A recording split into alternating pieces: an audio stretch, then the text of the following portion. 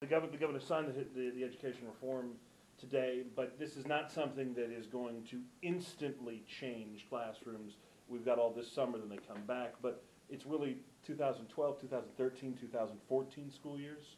Some of this you're going to see some aspects of the plan are going to go into effect immediately, but they'll take some time to get some rules put into place and figure out how to actually implement it. Some of it is dependent on funding to be available to implement certain aspects of it.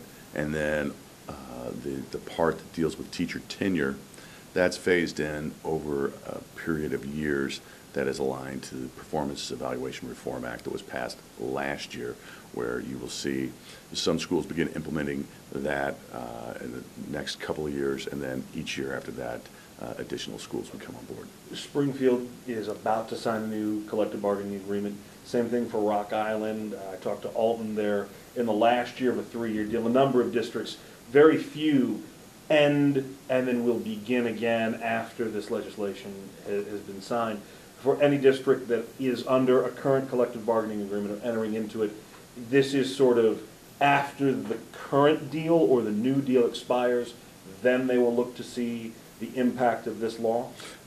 It won't, for the most part, this won't be something that will impact the collective bargaining of existing contracts. For CPS, it will impact their collective bargaining and how and when they can go to strike. That is actually effective immediately once the bill becomes law. But for most other districts, it is a framed-in time period for a number of these districts, but it's not contingent upon their contracts. When I was talking with a couple of superintendents, they said this, essentially the same thing. You know, Chicago has a lot more to do with this than anybody else. The next thing they're looking for are the metrics that between now and the time that you can end first in, last out, or last in, first out. I always get that confused. At a certain point, someone has to write the rules that says this is how you measure teacher performance, so that you can put, tenure is not the only. When will we see that process begin? Does the board have an idea as to when they want to have those, or when they have to have that rule to the local districts? Right now, the performance evaluation, we have a committee, the Performance Evaluation Committee. They are currently studying that. How do you tie teacher and student data together for that performance evaluation? We would anticipate that work is going forward. We anticipate that would come here soon. Local districts will be able to develop their own plans, and in fact, some districts already have their own metrics for that. The state will develop a fallback plan that if a district doesn't develop their own, they would use the state's metrics on that. So that is going forward. I believe that the first deadline on that is the 2012-2013 school year, not this coming school year, the following year. So we're going into the 2011-12 school year, so then it would be 12-13. Yeah, 2012-13.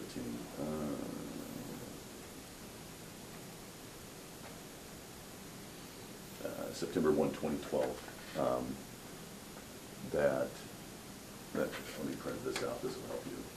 And it's the proper term is performance metric, or what's the official title that we're giving this? It's going to be basically it's going to be a performance standard, an evaluation standard.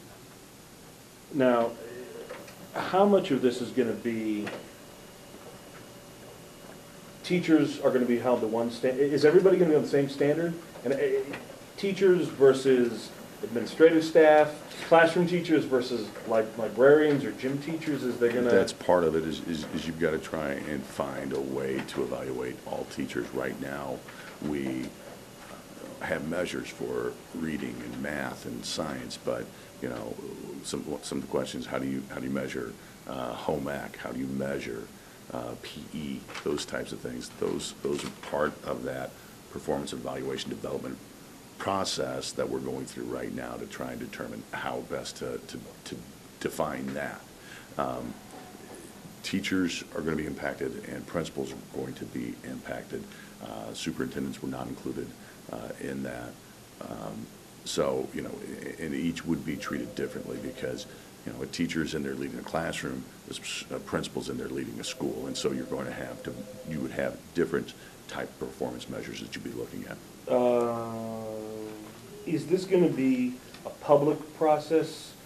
Is the state board going to sit down and internally decide what the state standard will be and then push it out, or will districts have opportunities to come and testify at hearings? Will this be? We have a committee that has been meeting for almost a year now to do that. It's a public process. The hearings are posted, and we've actually got documentation up on our website so that anybody who wants to look at how that evaluation process is going is certainly welcome to attend any of the meetings, and they're also welcome to check out the information that's on our website. Just to bring it back full circle to the reform legislation, what's the takeaway from what the governor signed today? And we wrote about it, and parents have probably heard about this a million times, but what is it that the people who are going to watch this on YouTube, watch this on Cat Facts, what's the most immediate takeaway from this, other than this is the end of a process that we've been following all spring?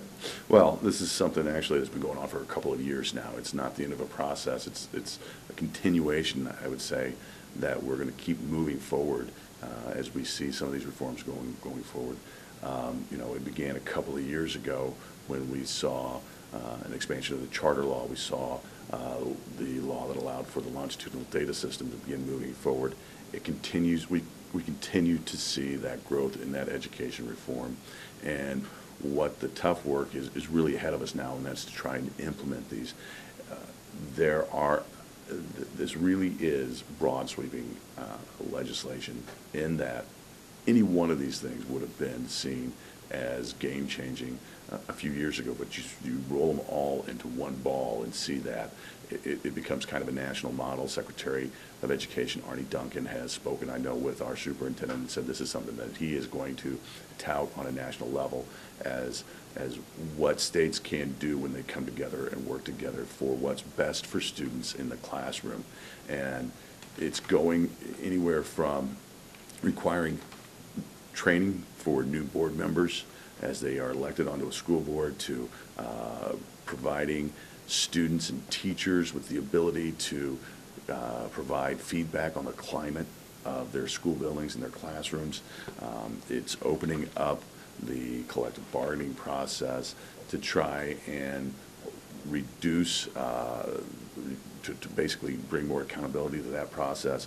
You're looking at a change in tenure and reduction in force that is going to be based more on merit and less on who was hired and when.